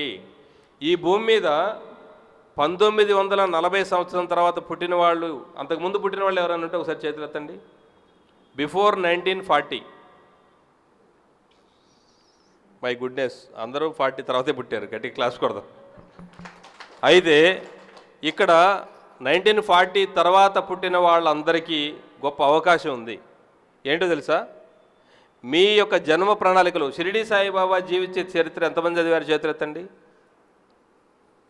వెరీ గుడ్, ప్రతి ఒక్కళ్ళు చదవండి. ఇక్కడికి వచ్చిన వాళ్ళు మీరు ఎందుకు వచ్చారో తెలియదు ఇక్కడికి. ఇది షిరిడి సాయి బాబా దేవాలయం కాబట్టి ఇక్కడ మీకు దొరుకుతుంది పుస్తకం. షిరిడి సాయి జీవిత చరిత్ర ప్రతి ఒక్కళ్ళు తీసుకొని చదవండి ఒకసారి, లేదా చదవలేకపోతే వీడియో కానీ ఏదైనా ఉంటుంది చూడండి, పారాయణలాగా చేయండి, ఓకే? ఎందుకంటే మీ గత జన్మలేంటో మీకు అర్థమవుతుంది. ప్రతి ఒక్కరూ గత జన్మల యొక్క మంచి చెడు ఫలితాలని పొందాల్సిందే ఈ జన్మలో, అర్థమైందా? పాపము చేస్తే రోగం వస్తుంది, పుణ్యం చేస్తే భోగం వస్తుంది, ఓకే? మనము పాపాలు చేశాము, పుణ్యాలు చేశాము, అందుకే రోగాలు అనుభవిస్తున్నాం, భోగాలు కూడా అనుభవిస్తున్నాం. క్లియర్? ఇప్పుడు మాకు భోగాలు మాత్రమే కావాలి, పాపాలు మాత్రం మేము అనుభవించం అని అందరికీ ఉంటుంది, నాకు కూడా ఉంటుంది. ఎందుకంటే రోగాలు అనుభవించడం ఎవరికి ఆనందం కదా. కానీ ఇక్కడ కుదరదు, కర్మ సిద్ధాంతం. సాక్షాత్తు శ్రీకృష్ణ పరమాత్ముడు నారాయణుడు అంటే ఈ సృష్టి రచన చేసిన నారాయణుడికైనా కృష్ణుడిగా లేదా రాముడుగా ఈ భూమి మీదకి వస్తే కర్మలు అనుభవించవలసిందే. ఇందులోంచి ఎవరికి కానీ కృష్ణుడు ఏడ్చాడా? ఏడవలేదు. ఎందుకు? ఎప్పుడైతే నీ యొక్క సొంత ప్రణాళిక కోసం, అర్థమైందా, నీ సొంత ఆలోచనల కోసం నువ్వు జీవించకపోతే, విశ్వ ప్రణాళిక కోసం విశ్వ కళ్యాణం కోసం నువ్వు జీవిస్తే నీ గతంలో నీ కర్మలన్నిటినీ నువ్వు వదులుకోవచ్చు. నీ కర్మ ఫలితాలు నీకు అవసరం లేదు అనుకుంటే గురు ప్రణాళికలో జీవించాలి. ఎంతమంది ఉన్నారు? చేతులు ఎత్తండి. అర్థమైందా నేను చెప్పింది? మీ గత జన్మల కర్మలు అనుభవించడానికి మీరు సిద్ధంగా ఉన్నారా? లేదు, మాకొద్దు ఈ పాపాలు, ఈ బాధలు, ఈ దుఃఖాలు మాకెందుకు, మాకు ఇందులోంచి విముక్తి కావాలి అనేవాళ్ళు ఎవరు? చేతులు ఎత్తండి. పోనీ ఓకే, అందరికీ విముక్తి కావాలి. అర్థమైందా? ఎప్పుడైనా విముక్తి అందరికీ కావాలి. విముక్తి కావాలంటే ఊరికనే ఇస్తారా విముక్తి? నేను మీ పని చేస్తా అంటే మీ పని ఇంకోళ్ళు ఎవరైనా చేస్తారు. అర్థమైందా? ఈ భూమి మీద ఈ మానవుడు ఈ పునరపి జననం పునరపి మరణం అనే కర్మచక్రంలోంచి బయటపడలేక ఇక్కడే కొట్టుకుంటా ఉన్నాడు. ఇప్పుడు ఇక్కడ ఖాళీ చేయాలి. ఇక్కడ పాపాల భారం పెరిగిపోయి ఈ జనాభా పెరిగిపోతూనే ఉంది తప్ప ఇందులోంచి మళ్ళీ బయటపడే పరిస్థితి కనపట్లేదు. అప్పుడు గురువులందరూ కలిసి ఒక ప్రణాళిక వేసుకున్నారు. ఏమని ఈ భూమి మీద ఉన్న మనుషుల యొక్క మరి కర్మల్ని తగ్గించి దీన్ని వీళ్ళకి ఉన్నత గతిని తీసుకెళ్ళాలి, లేకపోతే వాళ్ళకి అక్కడి నుంచి పైకి వెళ్ళేదానికి నో ఛాన్స్. అర్థమైందా? పై క్లాసులకి ఇప్పుడు మనం 3వ తరగతిలో ఉన్నాం అనుకోండి, 3 నుంచి 5వ క్లాసులోకి వెళ్ళాలి మనం ఇక్కడ ఈ భూమి మీద. ఇప్పుడు వాళ్ళు 7వ క్లాసులో ఉన్నారు. 7 నుంచి 8లోకి వెళ్ళాలంటే వాళ్ళకి నో ఛాన్స్. పై లోకాలకి వెళ్ళడానికి వాళ్ళకి క్లోజ్ చేసేశారు. ఎందుకని? మీరు కింద ఉన్న వాళ్ళందరినీ పైకి పట్టరండి, అప్పుడు కానీ 5వ తరగతిలో తీస్తారండి, అప్పుడు మాత్రమే మిమ్మల్ని పైకి పంపించేదానికి మేము ఎలవ్ చేస్తామని పైన ఉన్న వాళ్ళు ఆంక్షలు పెట్టారు. అప్పుడు ఏం చేయాలి? వాళ్ళందరూ వచ్చేసారు భూమి మీదకి ఇప్పుడు. అర్థమైందా? కొంతమంది ఫిజికల్గా వచ్చారు బాడీలు తీసుకొని, కొంతమంది అప్పుడప్పుడు ఎవరో ఒకళ్ళలోకి వచ్చేసారు. అర్థమైందా? వాక్-ఇన్ బాడీస్ అంటారు. ఓకే, ఎవరైనా బాడీ ఇందులోకి ఇప్పుడు ఎలవ్ చేయండి, మా ఇంట్లో ఇస్తాం, అద్దెకి ఇస్తామంటే కొంతమంది ఇల్లు కట్టుకొని వచ్చారు, ఇల్లు కట్టుకొని ఇంట్లో ఉంటున్నారు, కొంతమంది అద్దె ఇళ్లలో ఉంటున్నారు. ఇప్పుడు ఈ భూమి మీద మనము రకరకాల పరిస్థితులు ఉన్నాయి కదా ఇప్పుడు. అంటే కొంతమంది పూజలు చేస్తారు, కొంతమంది జపాలు చేస్తారు, కొంతమంది ధ్యానం చేస్తారు. ధ్యానంలోకి వచ్చిన వాళ్ళు కూడా అన్నీ చేస్తారు. అవి చేయకూడదని కొంతమంది చెబుతారు. దేవుడే లేడని కొంతమంది అంటారు, నువ్వే దేవుడు అని కొంతమంది. ఇన్ని రకరకాల పరిస్థితులు ఎందుకు ఉన్నాయి? అర్థమైందా? 2వ తరగతిలో అంటే 2వ తరగతి అంటే ద్వాపర యుగం, త్రేతాయుగం. త్రేతాయుగంలో పాస్ అయిన వాళ్ళు ఉన్నారు, ఫెయిల్ అయిన వాళ్ళు ఉన్నారు. ఎగ్జాంపుల్ చెప్తున్నా. ఓకే, ఇప్పుడు పాస్ అయిన వాళ్ళు 4వ తరగతి అంటే ఇప్పుడు డిగ్రీ ఫస్ట్ ఇయర్ ఉందనుకోండి, ఫస్ట్ ఇయర్లో పాస్ ఆర్ ఫెయిల్ వాళ్ళు సెకండ్ ఇయర్కి రావచ్చు. అవునా? ఇప్పుడు త్రేతాయుగంలో పాసు ఫెయిల్ అందరూ ఏమయ్యారు? ద్వాపర యుగంలోకి వచ్చారు. ద్వాపర యుగంలో పాస్ అయిన వాళ్ళు ఫెయిల్ అయిన వాళ్ళందరూ కలియుగంలోకి వచ్చారు. ఇప్పుడు అందరూ ఉన్నారు ఇక్కడ. కొంతమంది పాస్ అయిన వాళ్ళు ఉన్నారు. ఇప్పుడు ఈ 3 తరగతుల్లో పాస్ అయిన వాళ్ళు ఏమో టీచర్లకు ఉన్నారు, కానీ క్లాస్ రూమ్ ఇదే. ఫెయిల్ అయిన వాళ్ళు ఇక్కడే ఉన్నారు. ఓకే, అక్కడ 2వ తరగతి 3వ తరగతి పాస్ అయిన వాళ్ళు, కొన్ని సబ్జెక్టులు ఫెయిల్ అయిన వాళ్ళు, అన్ని పాస్ అయిన వాళ్ళు అందరూ ఇక్కడే ఉన్నారు. అందుకే పత్రికారు ఏం చేశారు? అన్ని రకాల గురువుల్ని ఇక్కడికి తీసుకొచ్చారు. ఇక్కడ అందరూ కూర్చోవడానికి అవకాశం ఉంది. కొన్ని చోట్ల మేము ధ్యానమే చేస్తాం, కొన్ని చోట్ల మేము పూజలే చేస్తాం, కొన్ని చోట్ల మేము వ్రతమే చేస్తాం, కొంతమంది జపమే చేస్తాం, మాది ఇదే మతం అంటారు. కానీ పిరమిడ్ సొసైటీ నానాజాతి సమితి. ఇది అర్థమైందా? అన్ని వర్గాల వాళ్ళు ఇక్కడ ఉండొచ్చు. ఇది అందరికీ ప్లాట్ఫామ్. ఇక్కడ మీరు ఏమైనా చేసుకోండి, కానీ ధ్యానం కూడా చేయండి. ధ్యానం అనేది లాస్ట్ క్లాసు. అర్థమైందా? మిగతా సబ్జెక్టులన్నీ పాస్ అయిన వాళ్ళు ధ్యానం ఒకటే చేయండి, ఫెయిల్ అయిన వాళ్ళు అది కూడా దాంట్లో కూడా తృప్తి పొందేదాకా చేయండి. అర్థమైంది? అది కూడా పాస్ అయిన తర్వాత ఇక్కడికి వచ్చేయండి. కానీ ఇక్కడ ఇప్పుడు సపోజు 1,000 పూజ సమస్తోత్రం, 1,000 స్తోత్రం సమజపం, 1,000 జపం సామధ్యానం, ధ్యానకోటి సమోలయ. ఇప్పుడు ఒక పూజ ఉందనుకోండి, అది సైకిల్ మీద ప్రయాణం లాంటిది. పూజ అనేది సైకిల్ మీద ప్రయాణం, జపం అనేది కారులో ప్రయాణం. ఓకే, జపం తర్వాత స్తోత్రం అనేది ట్రైన్లో ప్రయాణం, అదే ధ్యానం అనేది విమానంలో ప్రయాణం. ఇప్పుడు విమానంలో ప్రయాణం చేసిన వాళ్ళు సైకిల్ తొక్కాలా? విమానంలో కూర్చున్నాం మీరు ఢిల్లీ వెళ్ళడానికి ఇక్కడి నుంచి. ఇప్పుడు సైకిల్ అవసరం ఉందా మీకు? Car, train? నేను ఇప్పుడు విమానంలో కూర్చొని సార్ సైకిల్ తొక్కొచ్చా, నేను అది ఇంకా కారు ఎక్కొచ్చా అడుగుతామా మనం? అది అంటే మీరు గమ్యం చేరుకోవడం ఇంపార్టెంటు. కాబట్టి ఇందులోకి వచ్చారనుకోండి, అవి చెయ్యొద్దని ఏమీ రూల్స్ ఏం లేవు. మీకు కావాలంటే చేసుకోండి, కానీ అవసరం లేదు. అర్థమైందా? విమానం ప్రయాణం చేస్తున్నప్పుడు మిగతా వాటి అవసరం ఉందా? లేదు. కాబట్టి మీరు గమ్యం ఏంటి? ధ్యానం. చెప్పండి. ధ్యానం సర్వరోగ నివారిణి, ధ్యానం సకల భోగకారిణి, ధ్యానం సత్యజ్ఞాన ప్రసాదిని. ఈ మూడే కదా కావాల్సింది, ఇంకేమైనా కావాలా? మరి ఈ మూడు ఇక్కడ వస్తున్నప్పుడు ఇంకా మిగతా ఏం చేయాలి? మీరు లక్ష్యం ఏంటి? క్లారిటీ ఉండాలి కదా. మీకు ఏం కావాలో క్లారిటీ ఉన్నప్పుడు అది చేయాలి. అవునా కదా? అర్థమవుతుందా నేను చెప్పింది? సో ఇక్కడ అమావాస్య రోజు ఏం చేయాలి? విత్తనాలను నాటుకోవాలి. ఏ విత్తనాలు నాటుకోవాలి? ఆరోగ్యం. ఏం కావాలి మనకి? మూడే కావాల్సింది. ఆరోగ్యం కావాలి, 2 సకల భోగకారిణి, భోగాలు కావాలి, భాగ్యం కావాలి, 3 జ్ఞానం కావాలి. ఏమి జ్ఞానము? నీ గతము నీ భవిష్యత్తు. అంటే ఆత్మ యొక్క గతం భవిష్యత్తు. నీ గతంలో ఏంటి క్లారిటీ ఉండాలి కదా. నీ భవిష్యత్తు ఏంటి? నీ గతం అవగతమైతేనే భవిష్యత్తు అనేది నీ క్లారిటీ వస్తుంది. అర్థమైందా? నీకు ఈరోజు ప్రజెంటు నువ్వు ఈ పరిస్థితిలో ఉండడానికి నీ గతమే కదా. ఆ గతం అనేది నీకు అవగతమైందనుకో, నీ భవిష్యత్తు ఏంటో నీకు ఇది అర్థం కావాలి. అవునా కాదా? నీ భవిష్యత్తులో నీకేం కావాలి అని నీ క్లారిటీ ఉందంటే నువ్వు విత్తనాలు నాటుకోవాలి. ఈరోజు నువ్వు విత్తనాలు నాటుకోవాలంటే నీ గతంలో ఏముందో దాన్ని సాగు చేసుకోవాలి. చెత్తా చెదారం ఉంది, తుమ్మ చెట్లు ఉన్నాయి, పనికిమాల చెట్లన్నీ ఉన్నాయి. ఏం చేయాలి? దాన్ని క్లీన్ చేసుకోవాలి. కాబట్టి నువ్వేంటో నీ క్లారిటీ కావాలి. అర్థమైందా? అమావాస్య రోజుల్లో మనం చేయవలసిన పని ఏంటి అంటే, మన జీవితంలో మనకేం కావాలో వాటికి విత్తనాలు వేసుకోవాలి. అర్థమవుతుందా మీకు? ఏం కావాలి? మీకేం కావాలి? ఆరోగ్యం కావాలి.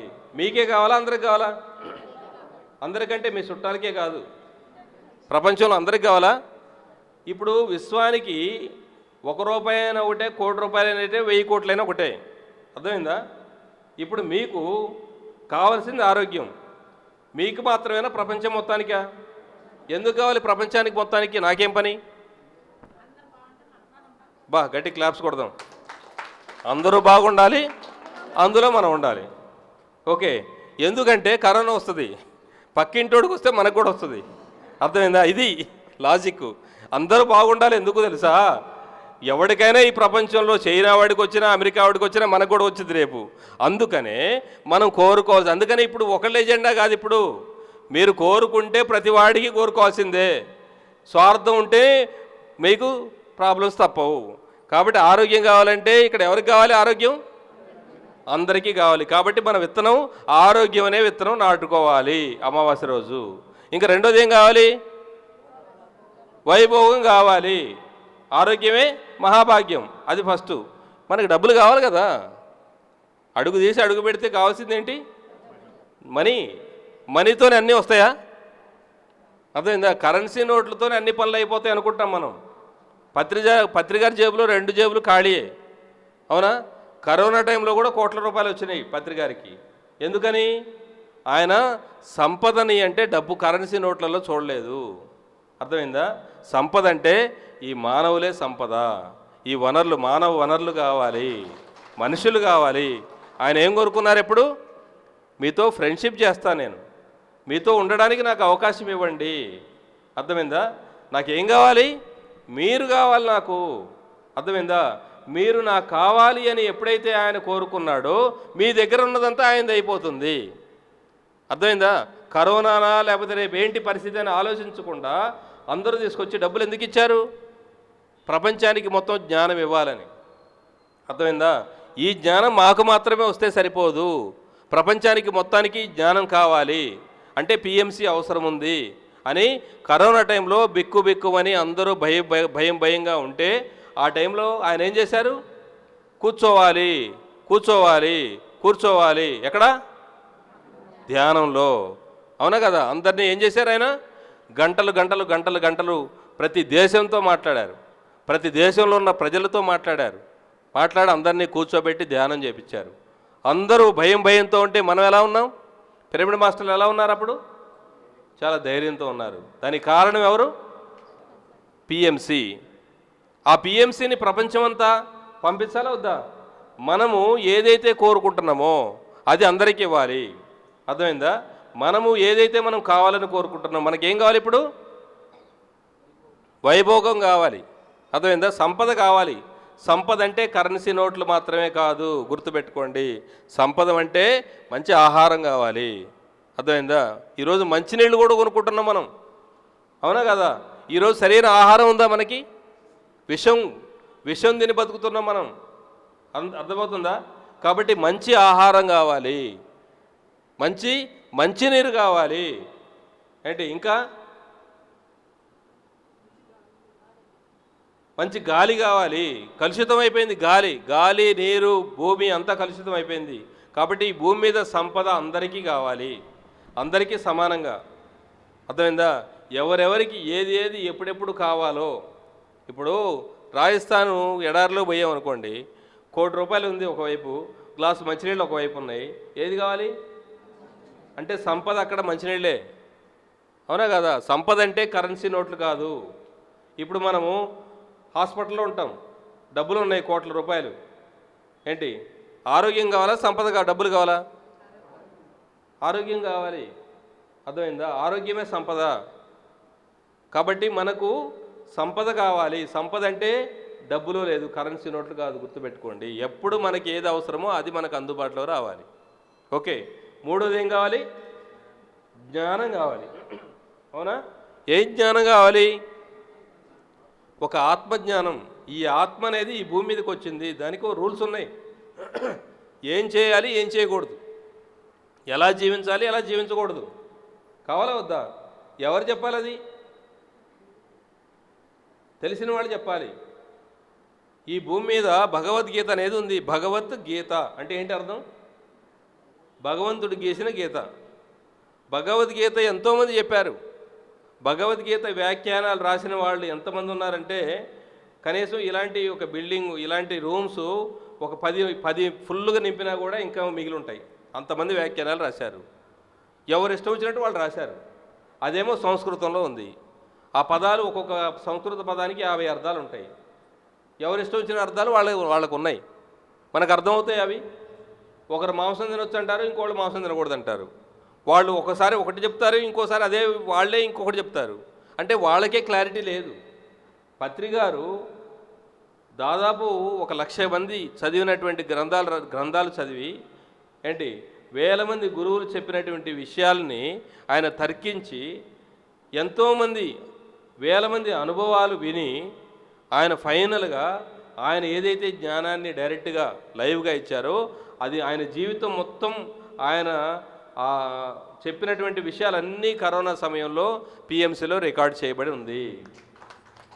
జ్ఞాన నిధి. కాబట్టి పిఎంసి చూడండి. ఎందుకంటే మనకి జ్ఞానం కావాలా వద్దా? మనకి జ్ఞానం మూడు కావాలి. మనకు ఆరోగ్యం కావాలి, సంపద కావాలి, జ్ఞానం కావాలి. ఆ జ్ఞానం ఎక్కడుంది? ఇప్పుడు భగవద్గీత కృష్ణుడు చెప్పినప్పుడు మనం విన్నామా?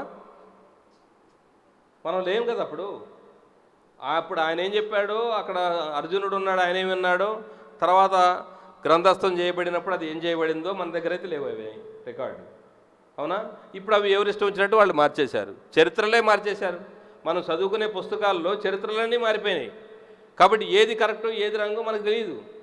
కానీ ఒక లైవ్ గురువు షిరిడి సాయి జీవిత చరిత్ర ఉంది మన కళ్ళ ముందు. ఆయన రాపించినటువంటి హేమాద్ పంత్ ద్వారా రాపించి దాన్ని ట్రాన్స్లేట్ చేసిన భరద్వాజ మాస్టరు, ఎక్రాల భరద్వాజ గారు రాసిన పుస్తకం ఉంది, చదవండి.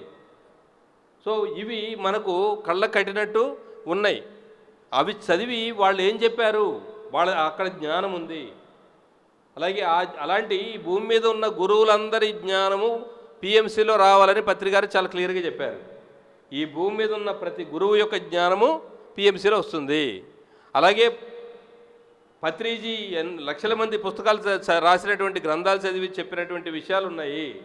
తర్వాత ఇప్పుడు భగవద్గీత చదివి నేను ఈ మార్గంలో సక్సెస్ అయ్యాను అని చెప్పిన వాళ్ళు ఎవరైనా ఉన్నారా? చాలామంది చదివారు, కానీ భగవద్గీత ద్వారా నాకు ఇది లాభం వచ్చింది, క్యాన్సర్ తగ్గింది, నాకు అనారోగ్యం తగ్గింది, లేకపోతే నాకు ఉద్యోగం వచ్చింది, నా జీవితంలో ఈ మార్పు వచ్చింది అని చెప్పిన వాళ్ళు ఎంతమంది ఉన్నారు? చాలా తక్కువ మంది, ఉంటే కూడా వేళ మీద లెక్క పెట్టచ్చు. ఓకే, కానీ ధ్యానం వల్ల నాకు ఈ లాభం వచ్చింది అని చెప్పేవాళ్ళు ఎంతమంది ఉన్నారు? ఉన్నారా లేదా? ఇక్కడే ఉన్నాం. సో మరి మీ అందరి అనుభవాలు పిఎంసీలు చెప్పారా? చెప్పాలి. అలా చెప్పిన లక్షల మంది అనుభవాలు దీంట్లో రావాలని చెప్పారు. అంటే ఒక గురువు ఏదైతే విషయాలు చెప్పాడో ఆ అథెంటిక్గా ఇది చేయడం వల్ల నాకు ఈ లాభాలు వచ్చినాయి అనే ప్రూఫ్లు కూడా ఉన్నాయి. ఇది రానున్న ప్రపంచానికి అవసరమా కాదా? అవసరం. ఈ జ్ఞానాన్ని మనం ప్రపంచం అంతా ఇవ్వాలి ఎప్పటికీ. ఈ జ్ఞానము మనకే కావాలా, అందరికీ కావాలా? అందరికంటే మన బంధువులకేనా? మన హైదరాబాద్ వరకు ఉంటే చాలా? తెలంగాణ మొత్తం ప్రపంచంలో ఉన్న 800 కోట్ల మందికి ఈ జ్ఞానం అందించాలన్నది పత్రిజీ యొక్క సంకల్పం. మనకి ఏది కావాలో అది ఇతరులకి, అంటే విత్తనాలు వేసుకోవాలి. అర్థమైందా? మనకి పంట కావాలంటే ఏం చేయాలి? విత్తనాలు వేయాలి. మనకి ఏది కావాలో దానికి విత్తనాలు వేసుకునే సమయము అమావాస్య. అమావాస్య రోజు మనకి సంపద కావాలా? సంపద విత్తనం వేయాలి. మనకు భాగ్యం కావాలి, మనకు ఆరోగ్యం కావాలి, ఆరోగ్య విత్తనం వేయాలి. మనకు జ్ఞానం కావాలి, జ్ఞాన విత్తనం వేయాలి. ఇప్పుడు ప్రకృతిలో పంచభూతాలు ఉన్నాయి. ప్రపంచం అంటే విశేషంగా ఉన్నాయి పంచభూతాలే కదా. మన శరీరంలో ఏమున్నాయి? అక్కడ ఏదైతే జరుగుతుందో ఇక్కడ కూడా అదే జరుగుతుంది. అక్కడ ఒక మామిడి టెంక పెట్టాం, దాని జీవితంలో ఎన్ని కాయలు ఇస్తుంది? ఒక జామ విత్తనం వేసాం, ఎన్ని కాయలు ఇస్తుంది? ఒక వరి విత్తనం వేసాం, ఎన్ని వస్తుంది? ఒక విత్తనం వేస్తే కొన్ని వేలు లక్షలు టైంని బట్టి ఇస్తుంటాయి తిరిగి, అవునా కదా? మనకి ఏది కావాలో దాన్ని విత్తనంగా వేసుకోవాలి. అర్థమైందా?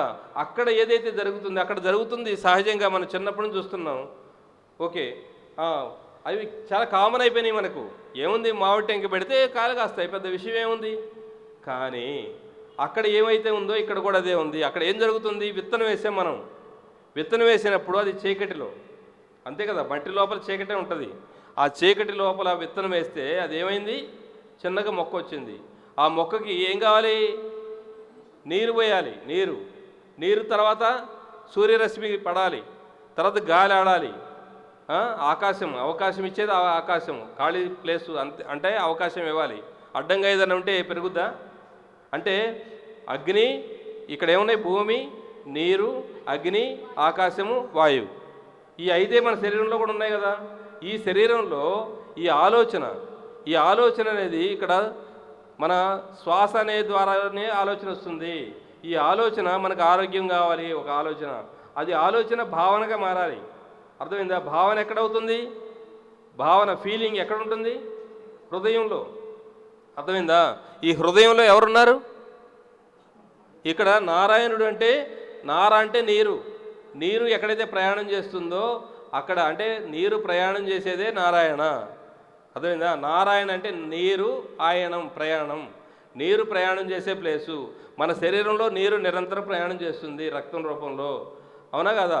సమస్త జీవరాశుల్లో నేను కొలువై ఉన్నాను అన్నాడు నారాయణుడు. నారాయణుడు హృదయంలో ఎవరున్నారు? లక్ష్మి. లక్ష్మి అంటే మన గుండె. ఈ గుండెలో ఉండే రక్తము హిమోగ్లోబిన్ ఉంది, దానికి కూడా 4 చేతులే ఉంటాయి. అర్థమైందా? ఇది ఏం చేస్తుంది?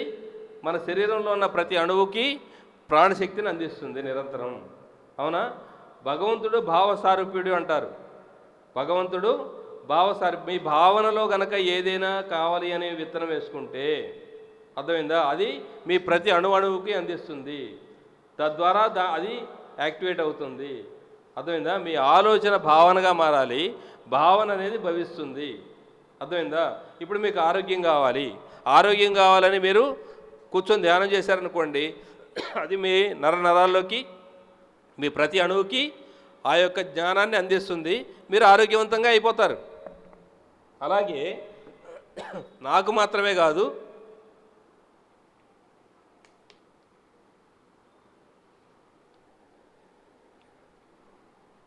నీటి యొక్క స్వభావం ఏంటో తెలుసా? నీరు అది మురికి నీరైనా మంచినీళ్ళైనా ఏంటి సూర్యరశ్మి తగిలిందంటే ఏమవుద్ది? ఆవిరే పైకి పోతుంది.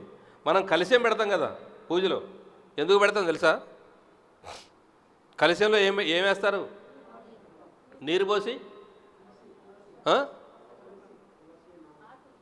మంత్రం చదువుతారు. ఏంటది? కలశంలో నీళ్లు పోసి గంగా, కావేరి, నర్మదా, సింధు ఇవన్నీ ఇవే అనుకొని సంకల్పం చేస్తాం. అర్థమైందా? మనకి ఏదైతే కావాలో దాన్ని సంకల్పం చేసి అక్కడ ప్రతిష్ఠ చేస్తారు ఆ పూజ అయ్యేంతవరకు. అవునా కదా? అంటే ఆ సంకల్పాలు అనేవి ఆ నీటి ద్వారా అవి ఎవాపరేట్ అయిపోయి పైనుంచి వర్షం రూపంలో మళ్ళీ కురుస్తుంది. ఇది ఫండమెంటల్ రూల్. మన శరీరంలో కూడా నీరే ఉంది. ఈ శరీరంలో ఉన్న నీరు, కలశం అంటే హృదయం. ఆ కలశం ఎలా ఉంటుంది? హృదయం. ఇది హృదయం. ఈ హృదయంలో కూడా మీరు భావన చేసి, అక్కడ ఫిజికల్గా ఏదైతే జరుగుతుందో ఇక్కడ కూడా అదే జరుగుతుంది. భావన చేసి నాకు ఇది కావాలి అనుకున్నప్పుడు మీ శ్వాస, దానికి ఏమవుతుంది? గాలి లోపలికి వెళ్తుంది, బయటకు వస్తుంది. దాని ద్వారా ఆలోచన వస్తుంది. వచ్చి ఆ శ్వాస మీద ధ్యాస పెట్టినప్పుడు ఏమవుతుంది? ఈ శ్వాస ద్వారా మీరు గాలి లోపలికి వెళ్ళినప్పుడు బయటకు వచ్చినప్పుడు ఏం జరుగుతుంది? ఇక్కడ ముక్కు దగ్గర ఏలు పెట్టుకుని చూడండి, వేడిగా ఉందా అంటే అగ్ని ఉంది, అంటే సూర్యరశ్మి దానికి తగులుతుంది. తగిలి ఏం జరుగుతుంది? ఎవాపరేట్ అయ్యి ఆకాశంలోకి వెళ్ళి అది వర్షం రూపంలో మళ్ళీ మీకు వరంగా కురుస్తుంది. అర్థమైందా? బయట ఏం జరుగుతుందో ఇక్కడ కూడా అదే జరుగుతుంది. అర్థమవుతుందా? మీ ఆలోచన అనేది మీకు యద్భావం తద్భవతి. మీకు ఏది కావాలని ఆలోచన చేస్తే అది జరుగుతుంది. బయట విత్తనం భౌతికంగా ఏదైతే మీరు కోరికలు అక్కడ విత్తనాలు వేసుకొని పంటలు పండించుకుంటారో, ఇక్కడ కూడా మీ ఆలోచనలు అనే విత్తనాలు వేసుకొని దాన్ని పంట పండించుకోవాలి. ఈ ఆలోచన శుద్ధంగా ఉండాలి. అర్థమైందా? ఇక్కడ ఎలాంటి ఆలోచన చేయాలి? ఎలాంటి సంకల్పాలు? వికల్పరహితమైన సంకల్పం.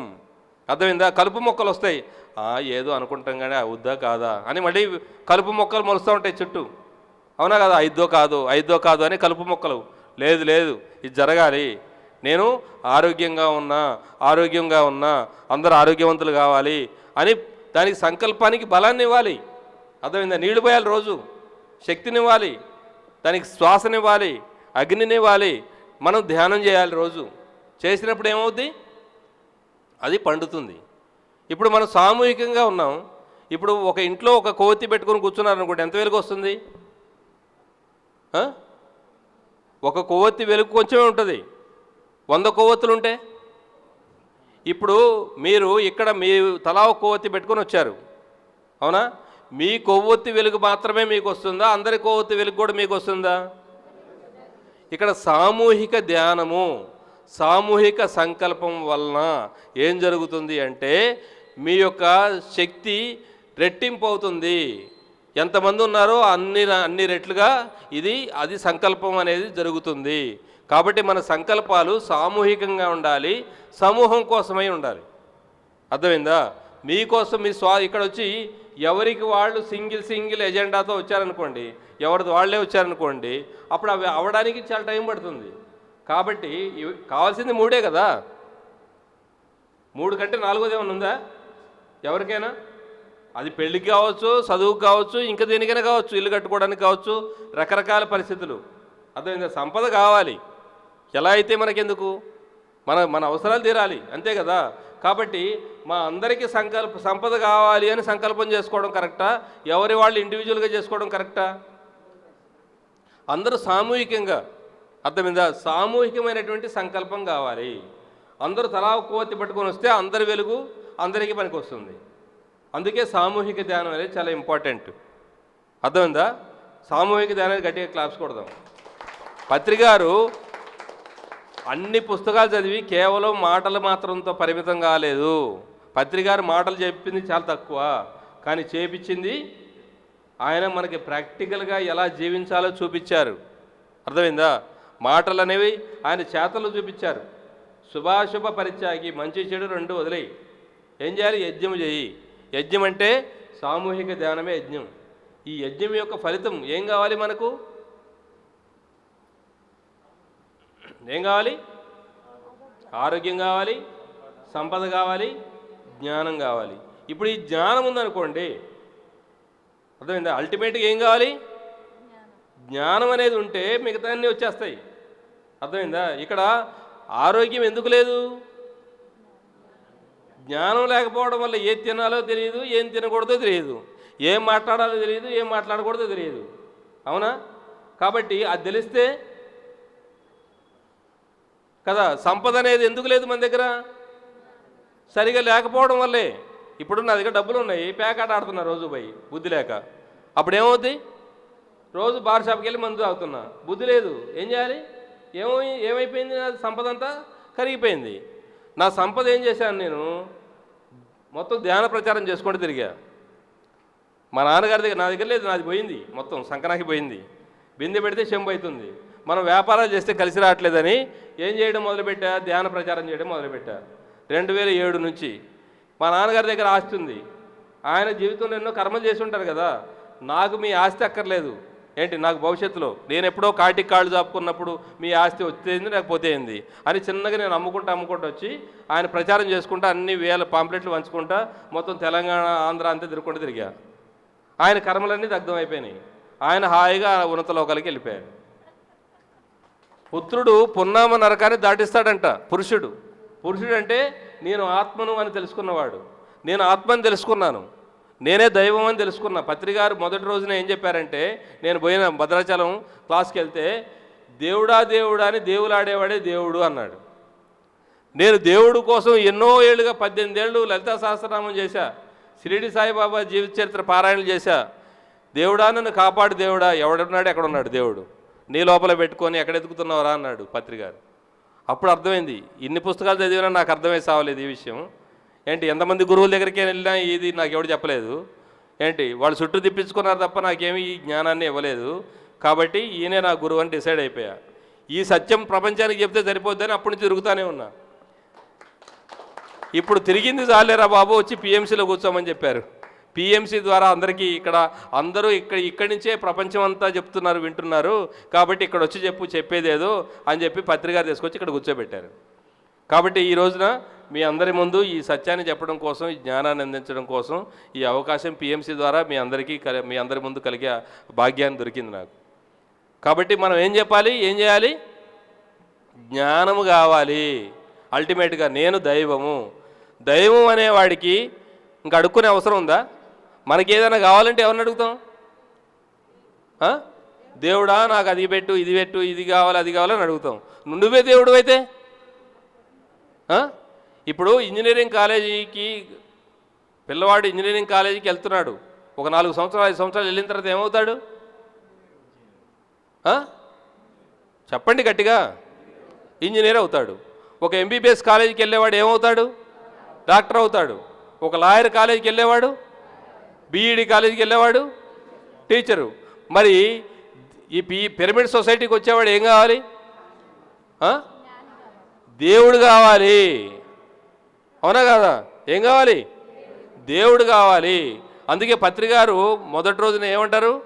My dear gods, my dear friends, my dear masters. Pyramid spiritual society మూమెంట్లోకి వచ్చేవాడు లేదా ఏ దేవాలయానికి వెళ్ళేవాడైనా, అర్థమైందా? దేవాలయానికి వెళ్ళేటప్పుడు ఇప్పుడు దేవాలయమే కదా, దేవాలయానికి వెళ్ళేవాడు ఏం కావాలి? దేహో దేవాలయ ప్రోక్త జీవోదేవో సనాతన.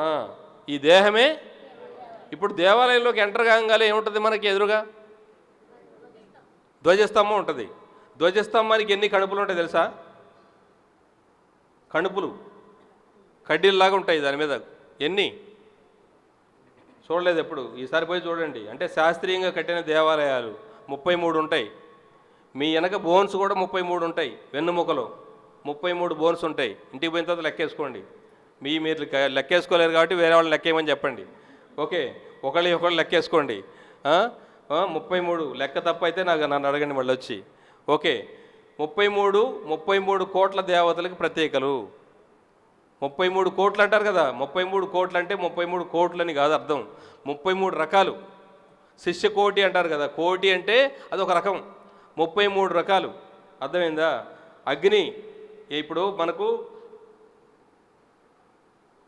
సరే, తర్వాత 33 కోట్ల దేవతలు. ఈ 33 కోట్ల దేవతలు మనం ఎక్కడున్నారు? వెన్నెముకలో. ఇప్పుడు 33 కోట్ల దేవత మనం వెన్నెముక ఎప్పుడైతే నిటారుగా ఉందో అప్పుడు రోగాలు అనేవి లేవు. ఎప్పుడైతే ఇది వంగిపోయిందో రోగాలు స్టార్ట్ అయినాయి.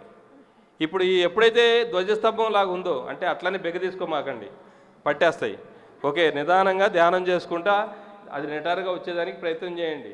అర్థమైంది? ప్రతి సపోర్ట్ తీసుకోండి, కానీ ఎప్పుడైనా నిటారు కూర్చోవడానికి ప్రయత్నం చేయండి, అది రిలాక్స్గా. అప్పుడు మన యొక్క వెన్నెముకలో కొంచెం మనకు రసాలు విడుదలవుతాయి. ఆ రసాల వల్ల మనకు అన్ని అనారోగ్యాలు తొలగిపోతాయి, క్యాన్సర్ కూడా తగ్గిపోతుంది. అర్థమైందా? కాబట్టి రిలాక్స్గా ఫిజికల్గా స్ట్రైట్గా కూర్చునేదానికి రిలాక్స్గా ఇక్కడ చాలా గమనించండి. బలవంతం కాదు, అది రిలాక్స్గా ఉండాలి, స్ట్రైట్గా ఉండాలి. ఇది కూర్చోవడానికి అలవాటు చేసుకోండి.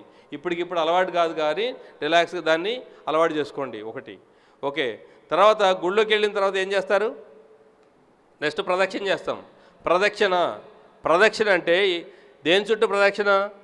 ఒక ఇంజనీరింగ్ కాలేజీకి వెళ్ళే పిల్లవాడు ప్రతిరోజు స్కూల్కి, కాలేజీకి, ఇంటికి ప్రదక్షిణ చేస్తాడు, అవునా? డాక్టరు కాలేజీకి, ఇంటికి. వ్యాపారస్తుడు ఆ వ్యాపార సంస్థ లేకపోతే ఆ షాపో ఎక్కడికో అక్కడికి ఇంటికి ప్రదక్షిణ చేస్తాడు. అలాగే వ్యవసాయదారుడు పొలానికి, ఇంటికి ప్రదక్షిణ చేస్తాడు. అలాగే ఉద్యోగస్తుడు ఆఫీస్కి, ఇంటికి ప్రదక్షిణ చేస్తాడు. ఎందుకు? వాడి జీవితంలో వాడికి ఏం కావాలో దాన్ని సాధించడం కోసం. మరి మనం ఎందుకు ప్రదక్షిణ? దేని చుట్టూ ప్రదక్షిణ? దేవుడి చుట్టూ. దేవుడి చుట్టూ ప్రదక్షిణ చేసేది ఎందుకు? ఇంజనీరింగ్ కాలేజీ పిల్లవాడు ఇంజనీర్ కావడానికి, డాక్టర్ కావాల్సిన వాడు డాక్టర్ కావడానికి. అర్థమైందా? వ్యాపారస్తుడు డబ్బు కోసం, వ్యవసాయదారుడు పంట కోసం. దేవుడి చుట్టూ ప్రదక్షిణ చేసేవాడు దేనికోసం? దేవుడు కావాలని ప్రదక్షిణ చేస్తున్నావు, అవునా కాదా? ఎందుకంటే ఇక్కడ ఈ దేవుడి చుట్టూ ప్రదక్షిణ చేయడానికి దేవుడు అనుకుంటున్నావు, కానీ అక్కడి నుంచి ఇక్కడికి, ఇక్కడి నుంచి అక్కడికి కూడా ప్రదక్షిణ చేస్తున్నాం. పునరభిజననం, పునరభిమరణం. ఎందుకు? దేవుడు కావడానికే. నువ్వు దేవుడని తెలుసుకున్నాక మళ్ళీ భూమి మీదకి రావాల్సిన అవసరం లేదు. అర్థమైందా? నువ్వు దేవుడివే కాదా? నేను దేవుడిని కాదని వాళ్ళు చేతులు ఎత్తండి. ఓకే, అందరూ దేవుళ్ళే, కానీ దేవుళ్ళలాగా జీవిస్తున్నారా? దేవుళ్ళలాగా ఎంతమంది జీవిస్తున్నారా? చేతులు ఎత్తండి. నో, మనం దేవుళ్ళమే, కానీ దేవుళ్ళలాగా జీవించట్లేదు. కారణం మనకు అనుభవం లేదు. అర్థమైందా? ఇప్పుడు సైకిల్ తొక్కడం అనేది నేర్చుకుంటాం, ఎవరో వెనక పట్టుకుంటారు. పట్టుకున్నప్పుడు బాగానే ఉంటుంది, వాడు వదిలేస్తాడు. వదిలేసాడు అని తెలియకపోతే తొక్కుతూనే పోతాం. కానీ ఎప్పుడైనా వెనక్కి చూసినప్పుడు వాడు లేడనుకోండి, అప్పుడు పడిపోతాం. అంటే మీరు కానీ కొన్ని రోజులు అలా పోయిన తర్వాత ఏదో ఒక రోజు అయితే మీరు తొక్కుంటూ వెళ్ళిపోతారుగా. అర్థమైందా? అంటే మీరు ఎప్పుడైతే దేవుడిలాగా జీవించడానికి మొదలు పెట్టలేదో అప్పటి వరకు మీరు దేవుడు కాలేరు. మరి దేవుడు అంటే ఏంటి? ఏంటి? What is God? Who is God? ఎవరు దేవుడు? దేవుడు అంటే 4 కొమ్ములు ఉంటాయా? 4 చేతులు ఉంటాయా? చూపిస్తారు సినిమాలో చేతులు, కానీ 4 చేతుల్లాగా పనిచేయడం. ఇప్పుడు మేడం గారు వాళ్ళ ఇంట్లో పిల్లలకి వంట చేశారు కదా మేడం, మీ సార్కి పొద్దునుంచి సాయంత్రం. ఎక్కడి నుంచి వచ్చారు తెలుసా మేడం? తెలుసా? కొత్తపేట నుంచి వచ్చారు ఇక్కడికి. 4 చేతులు ఉన్నాయా మేడంకి? ఉన్నాయి, 2 చేతులతోనే, కానీ 4 చేతుల్లో పని ఉన్నాయా అన్నట్టు చేస్తున్నారు. పిఎంసి ట్రస్టీగా పనిచేస్తున్నారు. ఏంటి, ఇంట్లో వంట చేస్తున్నారు, ఇంట్లో పిల్లలకి ఏమేం కావాలో, వాళ్ళ సార్కి ఏం కావాలో అన్నీ చూస్తున్నారు, వాళ్ళ తల్లిదండ్రులకి ఏం కావాలో అది చూస్తున్నారు. అలాగే ఇక్కడికి వచ్చి ఆవిడ సేవనందిస్తున్నారు. ఇంత దూరం వచ్చారు కదా ప్రయాణం చేస్తూ. అంటే ఏమంటారు దాన్ని? ఏమంటారు? అదే దైవత్వం అంటే. సార్కి ఇప్పుడు మన వెంకటేశ్వరరావు గారు ఉన్నారు, 4 చేతులు ఉన్నాయా? ఉన్నాయి, 2 కదా. ఎవరింట్లో వాళ్ళు పని చేసుకోవడమే కష్టమైతే మరి 4 చేతుల్లో ఉన్నట్లుగా ఎలా పనిచేస్తున్నారు? ఇది దైవత్వం అంటే. దైవత్వం అంటే పైనుంచి ఊడిపడ్డము, ఆంఫట్ అని ఏదో కాదు. మనం దైవంలాగా జీవించడం. దైవంలాగా జీవించడం అంటే సేవ చేయడం. సేవ చేయడం కర్మణ్యవాధికారస్తే మా ఫలేషు కదాచన. ఎటువంటి ఫలితాన్ని ఆశించకుండా ఇతరులకు సేవ చేయడమే దైవత్వం అంటే. అర్థమైందా? మొదలు పెట్టాలి, అది రాదు. వచ్చిన తర్వాత ఎప్పుడో చేస్తుంటే కుదరదు. ఏ తెలిస్తే ఏ చెప్పు, బి తెలిస్తే బి చెప్పు, నీకు తెలిసిందని చెప్పుకుంటూ చేసుకుంటూ వెళ్ళడమే. అర్థమైందా? అదే దైవత్వం. అర్థమైందా? దైవత్వం అంటే ఏంటో లేదు. మన ప్రాక్టీస్ సైకిల్ తొక్కడం మొదటి రోజునే బరబర సైకిల్ తొక్కుంటూ వెళ్తామా? వంట చేయడం మొదటి రోజు వస్తుందా? స్లోగా కొన్ని పోతాయి, కొన్నిసార్లు చెడిపోద్ది. ఆపరేషను ఏంటి సక్సెస్ అవుద్ది, కానీ పేషెంట్ డెడ్ అవుతాడు. Operation success, patient died. ఏంటి మనం ప్రయత్నాలు చేయాలి. పోనీ యాక్సిడెంట్ అవుతాయి, అయినంత మాత్రాన ప్రాబ్లం ఏం లేదు. నాకు కూడా యాక్సిడెంట్లు అయినాయి జీవితంలో. నేను దైవంలాగా జీవించాలని మొదలుపెట్టా, యాక్సిడెంట్లు అయినాయి, ఫెయిల్ అయినా, కానీ ఈరోజు సక్సెస్ఫుల్గా మీ ముందు గంట సేపటి నుంచి మాట్లాడుతూనే ఉన్నా. అర్థమవుతుందా? ఫెయిల్ అవుతా తడబడతాం, నోరు మాట్లాడడానికి రాదు, భయం వేస్తుంది, చెమటలు పడుతుంది, రకరకాలుగా అన్నీ జరుగుతాయి అందరికీ. అర్థమైందా? కానీ ఏదో ఒక రోజు మనం చేసే ప్రతి పనిలోనూ సక్సెస్ వస్తుంది. అర్థమవుతుందా? కాబట్టి మనం దైవత్వాన్ని మనము ప్రాక్టీస్ చేయాలి. అది ఊరికనే రాదు. అర్థమైందా? మనకి ఏది చేతనైతే అది. మనం డబ్బులు ఇవ్వగలిగితే డబ్బులు ఇవ్వాలి, మాట సహాయం చేయగలిగితే మాట సహాయం చేయాలి, లేదు మనస్ఫూర్తిగా ఇది మంచి జరగాలి అని కోరుకోవాలి. అదే దైవత్వం అంటే. మన ధ్యానాన్ని మన కోసమే కాదు, ప్రపంచం కోసం ఖర్చు పెట్టాలి, విశ్వ కళ్యాణం కోసం. అదే దైవత్వం. మన కోసం మనం కాకుండా ఇతరుల కోసం జీవించడమే దైవత్వం అంటే. అర్థమైందా? కాబట్టి గుడి చుట్టూ ప్రదక్షిణ ఎందుకు అంటే, నీ చుట్టూ నువ్వు ప్రదక్షిణ చేయడము. వెళ్ళిన తర్వాత ఏం చేస్తాం మనం? తీర్థం. అవునా? తీర్థం ఎందుకు? అక్కడ ఏదైతే అభిషేకం చేస్తారో, ఆ దైవాన్ని ప్రోక్షణ చేస్తారో, ఆ దైవత్వంతో నిండిపోయినటువంటి నీరుని ఈ నీరులో, అంటే అది దైవమే, ఆ దైవంగా మారిన నీరుని ఈ శరీరంలోకి పోస్తున్నాం మనం. అంటే ఈ శరీరంలో నీరు ఉంది, ఈ నీరులో ఆ దైవత్వాన్ని కలిపేశాం. ఆ తర్వాత ప్రసాదం తీసుకుంటాం. ఆ ప్రసాదంలో ఏముంది? విగ్రహానికి పెట్టాము ఆ ప్రసాదం. విగ్రహం కనుక ప్రసాదం తింటే మనం పెడతాం రోజు? కొబ్బరికాయ కూడా చట్నీ అవసరమైన రోజు కొడతాం ఇంట్లో, అవునా కదా? నేనైతే చిన్నప్పుడు అంతే, కొబ్బరికాయ ఈరోజు అవసరం ఉందా అంటే కొబ్బరికాయ, లేదంటే పంచదారే. అవునా కదా? కాబట్టి మనము నైవేద్యం, ప్రసాదం దేనికి అంటే ప్రాణాయ స్వాహ, వ్యానాయ స్వాహ, ఉదానాయ స్వాహ, సమానాయ స్వాహ, ప్రాణశక్తికి. అక్కడ దైవానికి ఉన్న ప్రాణశక్తికి నైవేద్యంగా పెట్టాము. ఆ ప్రాణశక్తిని మన శరీరంలో ఉన్న ప్రాణశక్తితో కలిపాము. మన శరీరంలో కూడా పంచప్రాణాలు ఉన్నాయి కదా, ఆ పంచప్రాణాలకే నైవేద్యంగా పెట్టాము. ఆ తర్వాత ఏం చేసాం? ఆ శటకోపం నెత్తి మీద పెట్టుకుంటాం. ఎందుకు? ఆ పాదాలు, ఆ యొక్క మూర్తి ఎవరైతే దైవంగా మనం భావిస్తున్నామో, ఆ దైవం ఏ ధర్మ మార్గంలో ప్రయాణం చేశారో, నీ ధర్మ మార్గమే నాకు శిరోధార్యము అని ఆ శటకోపం వాళ్ళ పాదాలని నెత్తి మీద పెట్టుకొని మనం వెళ్ళి అక్కడ కూర్చొని ధ్యానం చేయాలి కాసేపు. కానీ అక్కడ కూర్చొని ఇస్తారా? వాచ్మెన్ కూడా కూర్చొని ఏడు మిమ్మల్ని చల్ పో, అవతలకు పో అంటాడు. అంటే మనం దైవం అనే విషయాన్ని వాచ్మెన్ కూడా గ్రహించట్లేదు. మనకి ఎట్లా గుర్తొస్తుంది? మనం గుడికి వెళ్ళేది దైవం కావడానికి, కానీ ఆ గుడిలో దైవంగా అయ్యే పరిస్థితులు కల్పించట్లేదు. ఎందుకు అంటే ఇది వ్యాపారం అయిపోయింది. అందుకోసమే షిరిడీ సాయిబాబా చాలా క్లియర్గా పగలు రేయి ధ్యానం పరమాత్మునితో లీనము అని ఆయన చెప్పడం. అందుకే ఆయన దేవాలయాలు అన్ని చోట్ల కూడా ఇలా ధ్యానాలయాలు అనేవి నిర్మాణం జరుగుతున్నాయి. ఆయన దాని బాధ్యత తీసుకున్నారు. 2006లో పత్రికారు అక్కడ షిరిడీలో ధ్యానయజ్ఞం పెట్టిన తర్వాత ప్రతి ఒక్క షిరిడీ సాయి దేవాలయంలో ధ్యానాలయాలు వచ్చేసినాయి. గట్టిగా క్లాప్స్ కొడదాం. ఇది ఈ గురువు, ఆ గురువు, మా గురువు, మీ గురువు ఎవరు లేరు. గురువుల ఎజెండా అంతా ఒకటే, గురువులందరూ ఒకటే. అర్థమైందా? మా గురువు, మీ గురువు ఎవరు లేరు.